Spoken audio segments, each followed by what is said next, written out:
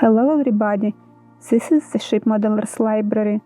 Today I will show you a book about the ships from the archives of Harland and Wolff, the builders of the Titanic, by Tom McCluskie. During an era in which steam propulsion was still in its infancy, many of these historic illustrations depict the tentative crossover to the new technology, incorporating the fine lines and slender hull shape of the traditional sailing vessel with the power of the new engines. While steam was intended to be the main source of motive power, the addition of sails provided an alternative and trusted method of propulsion should this new-flanked steam engine fail to live up to its expectations.